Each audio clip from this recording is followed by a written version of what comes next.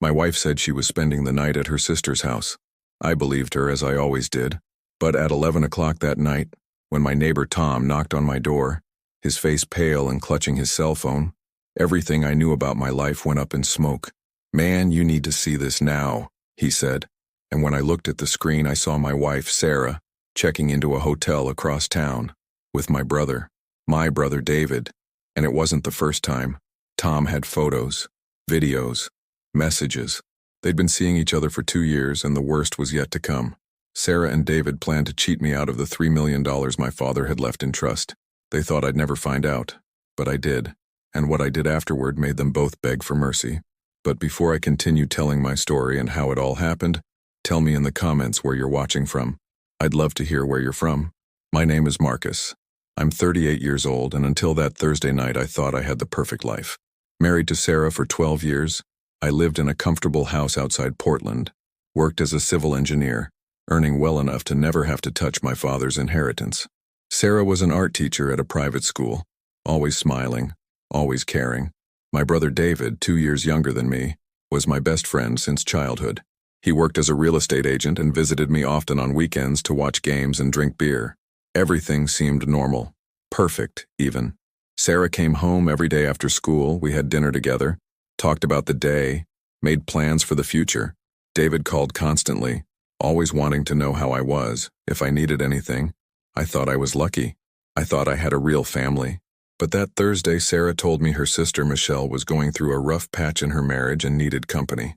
"I'm going to spend the night, honey. She's really sick, I can't leave her alone." I didn't even question it. Why would I? Sarah was always attentive to her family. I kissed her, told her everything was going to be okay, and watched her walk out the door with a small overnight bag. I stayed home watching a documentary about World War II, drinking whiskey, thinking how lucky I was to have such a good wife. At 10:30 that night, I heard the doorbell ring. I thought it was strange. No one came over so late. When I opened the door, Tom was there, my 45-year-old neighbor, a bank manager, always serious, always discreet. But that night, he was different, agitated, nervous. "Marcus, I'm sorry to barge in like this, but you need to see something. It's about Sarah." My heart sank. Tom walked into the living room, sat on the couch, and started scrolling through his phone, his hands shaking. "I didn't mean to butt in, man. I swear I didn't. But after what I saw today, I can't keep quiet." He turned the phone screen to me, and everything I knew as truth began to crumble. On Tom's phone screen was a photo taken from a hotel parking lot, the Riverside Inn on the other side of town, far from our neighborhood. And there, clear as day, was Sarah getting out of her car. But she wasn't alone. Beside her, opening the hotel door for her, was David, my brother. They were laughing, and his hand was on her waist. "This doesn't prove anything," I said, but my voice was weak. Tom shook his head and moved on to the next photo, Sarah and David entering the hotel. Then another photo, taken from a different angle, showing the two of them in the second-floor hallway, entering a room. Tom had more, much more. "I've worked at this bank for 20 years, Marcus. I know everyone in this town. The manager at Riverside is a friend of mine. When I saw her car in the parking lot this afternoon, I thought it was strange and called him. He confirmed it. Sarah and a man have had a room reserved there every Thursday for almost 2 years. Always the same room, always the same time. 2 years, 24 months. While I was working, planning our future, thinking about having kids with her, Sarah was sleeping with my brother every week. My stomach churned. I ran to the bathroom and vomited everything in my system. When I came back, Tom was still in the living room, and now there were more photos on his screen. Screenshots of messages. I got this through a contact who works in data recovery. It's not cool, I know, but I thought you needed to know the full truth. He showed me conversations between Sarah and David. Explicit messages, meeting plans, laughter about how naive I was. But the worst was in the most recent messages, from 3 days ago. Sarah wrote, "Just a few more months and we can get him out of the will. 3 million, David. 3 million just for us." David replied, "My brother has always been stupid. When Dad died, he didn't even read the documents properly.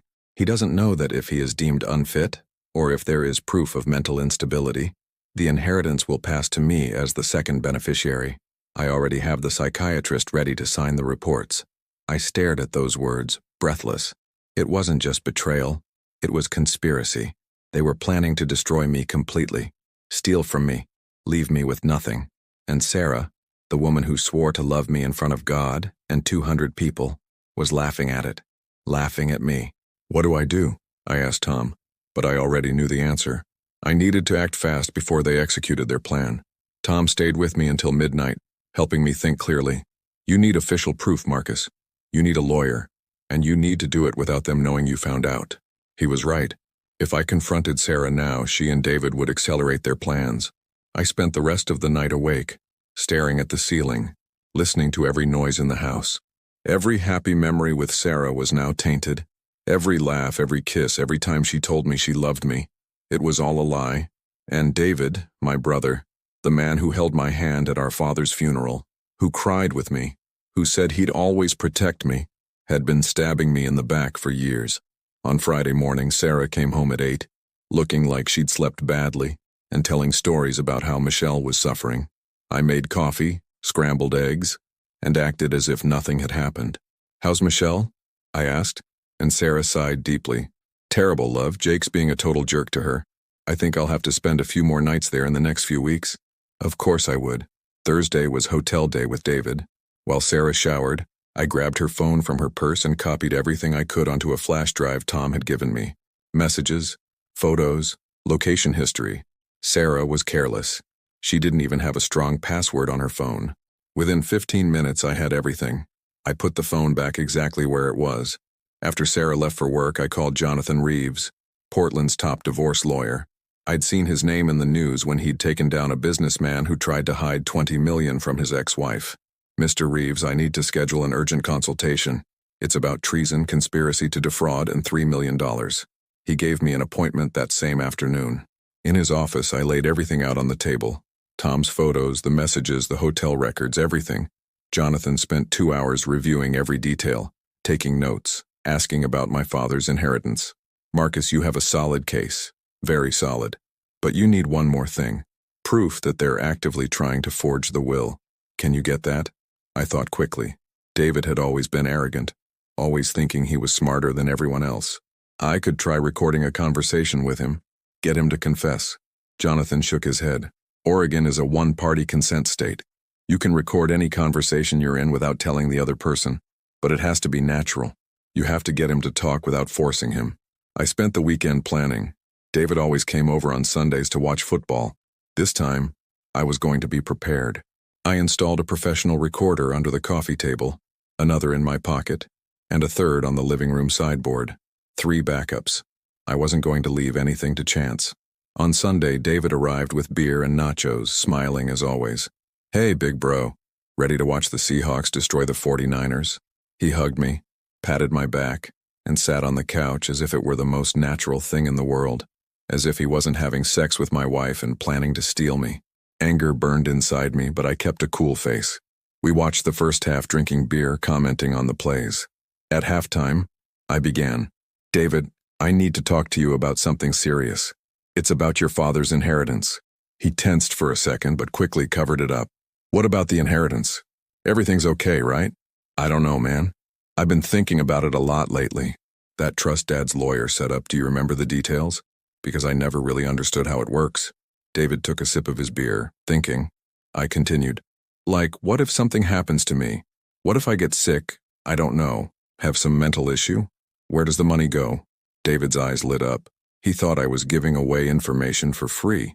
Well, as I recall, if you're declared unfit, the money goes to the next in line to inherit, which would be me since I'm the only other child. He was taking the bait. I persisted. But how would someone be declared unfit? Do they need a doctor, that sort of thing? David relaxed, thinking he was in control. Yes, he needs psychiatric reports, mental capacity evaluations, that sort of thing. But why are you thinking about this? Are you feeling bad? He was almost laughing, holding back his arrogance. I feigned concern. No, it's not that.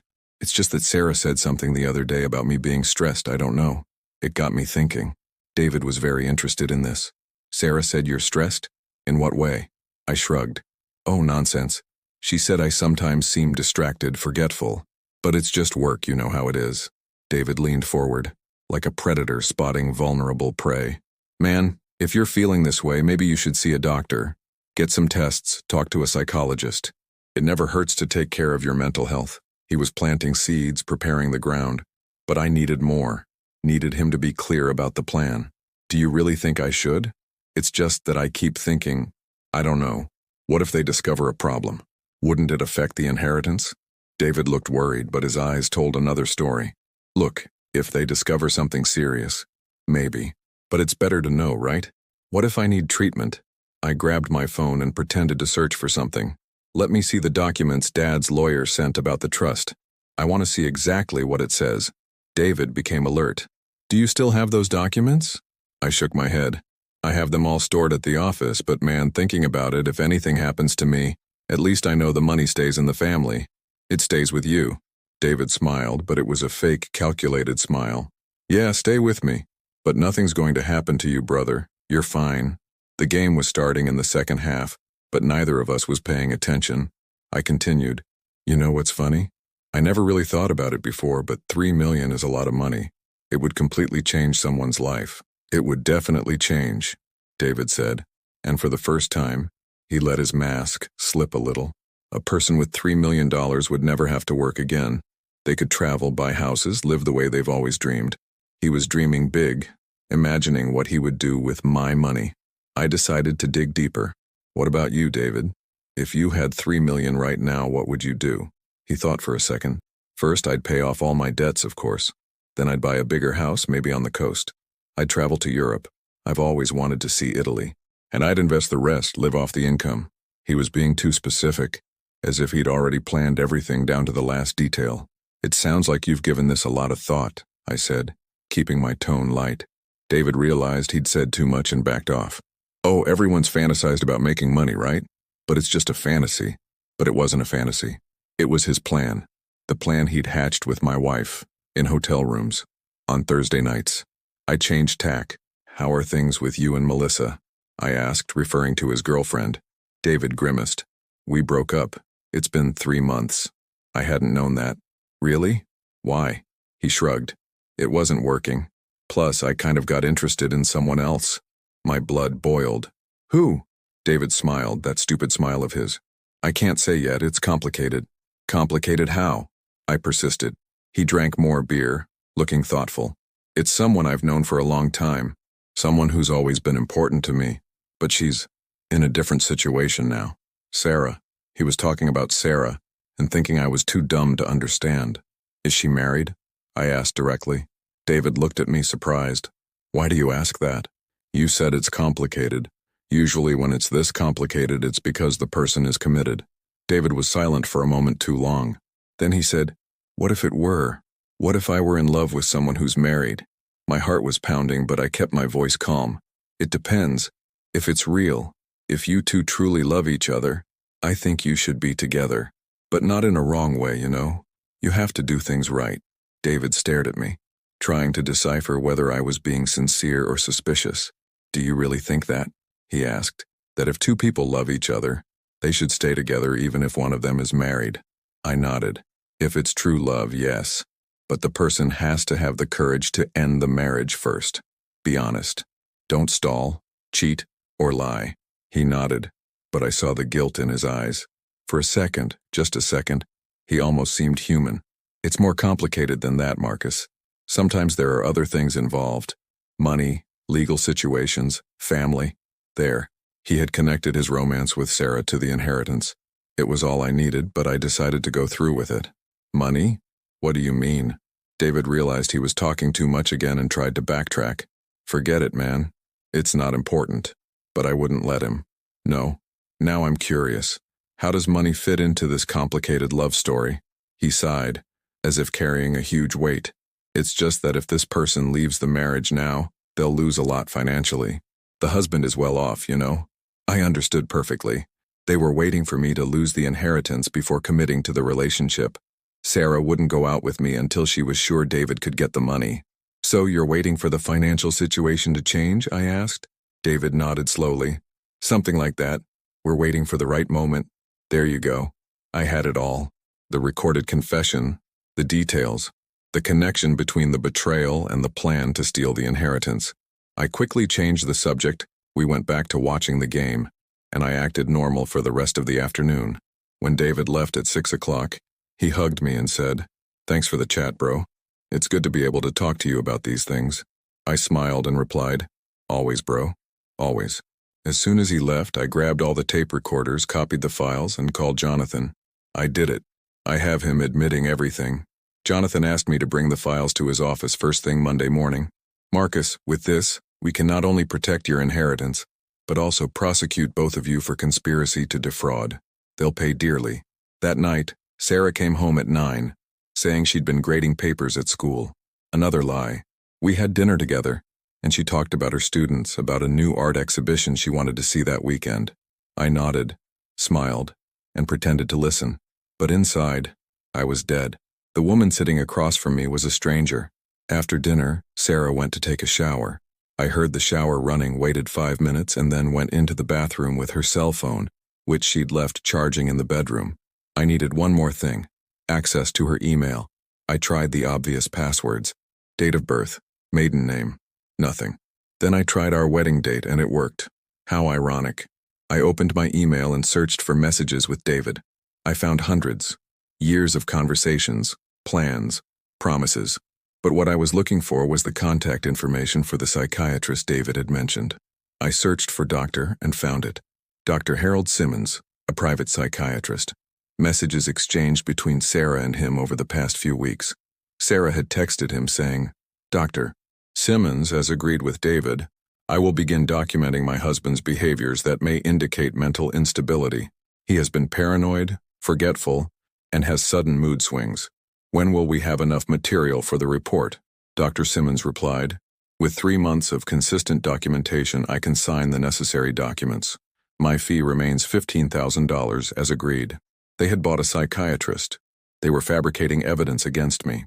If I hadn't found out, within a few months I would have been declared mentally incompetent, lost my inheritance, and probably committed to some clinic. I copied all the emails, saved them to another flash drive, and put my phone back. On Monday morning, I arrived at Jonathan's office with all the files. He'd spent the entire morning reviewing every detail with 3 other lawyers from his firm. By 2 p.m., they had built a complete case: fraud, conspiracy, attempted extortion, and misrepresentation. Sarah and David were facing not only divorce and loss of inheritance, but also criminal charges. "Marcus, I'll be straight with you," Jonathan said. "This is the stuff that will completely destroy their lives. Sarah loses everything in the divorce, including alimony. David loses any chance of contesting the inheritance and could face 2 to 5 years in prison. Dr. Simmons is also finished. He'll lose his medical license. Are you sure you want to go through with it?" I looked at him. They plan to institutionalize me, drug me, rob me, and leave me with nothing. Destroy my life completely. So yes, I'll go all the way. Jonathan smiled. "Then let's get started. First, I'll file an order of protection for your assets. Not a penny will leave your account or inheritance without a court order. Second, I'll prepare the divorce papers with all the evidence attached. Third, I'll go to the district attorney with the conspiracy evidence." It all happened quickly. On Tuesday, Sarah received notice of the divorce at her work. A court official showed up at school during recess and handed over the papers in front of other teachers. She called me frantic. "Marcus, what is this? Divorce? Are you crazy?" I was prepared. "No, Sarah, I'm finally sane. I know everything: the hotel, David, the 2 years of lies, and I know about your plan to steal from me." Silence on the other end. Then she started crying. "Marcus, I can explain. It's not what you think." I laughed, humorless.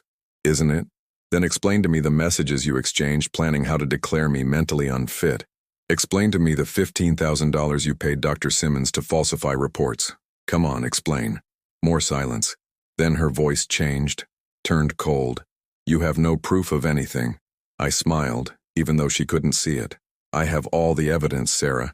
Photos of you at the hotel, complete messages from 2 years ago, recordings of David confessing everything, emails from you with the corrupt doctor. I have it all, and I've already turned it all over to the district attorney."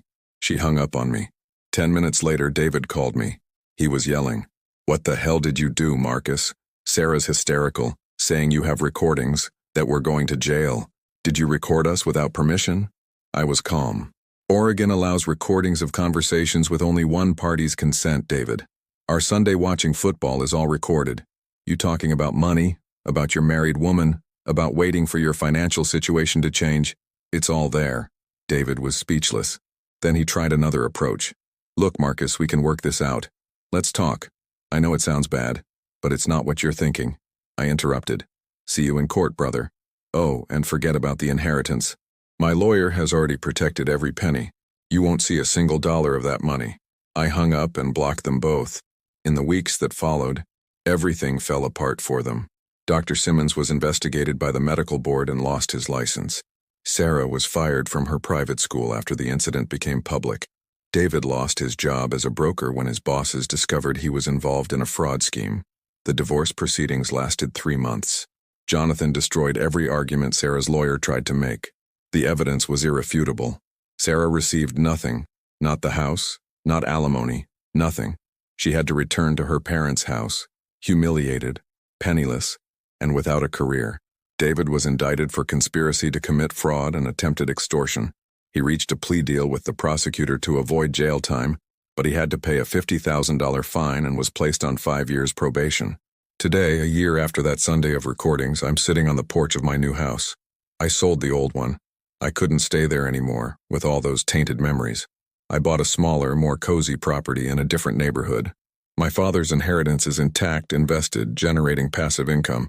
I don't need it to live, but knowing it's safe gives me peace. I don't speak to David anymore. He tried to reach out to me a few times, sent letters apologizing, saying he'd let himself be carried away by greed, that he still considers me a brother. I threw all the letters in the trash without reading them. Some bridges, once burned, shouldn't be rebuilt. Sarah has completely disappeared from my life. I heard she moved to another city, working as an art gallery attendant, living in a small studio apartment. The life she planned to have with my $3 million has turned to dust. I learned that trust is the most valuable thing there is, more than any inheritance, more than any money. When someone breaks that trust, especially people who should love you unconditionally, the betrayal leaves scars that never fully heal. But I also learned that justice exists, that lies always surface, and that people who plan to destroy others end up destroying themselves. Today I sleep peacefully, knowing I did the right thing, that I defended what was mine, and that I will never be deceived like that again. If you enjoyed this story and want to hear more like it, please subscribe to the channel. It would be an honor to have you here.